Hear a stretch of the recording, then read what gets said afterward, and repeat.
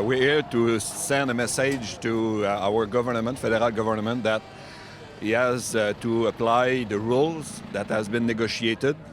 He has to apply the cheese standard in Canada, standard that we have negotiated many years ago, to make sure that Canadian consumer get a good cheese from Canadian milk.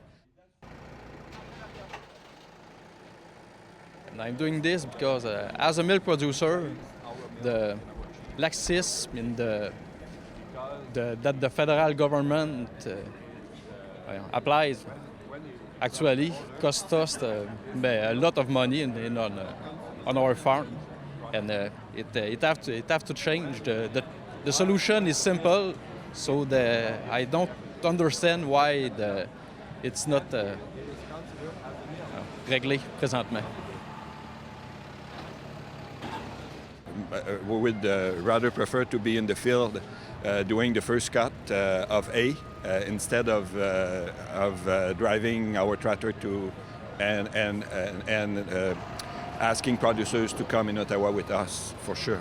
So I hope that the government has some understand our concern and will answer with fastly to correct the situation.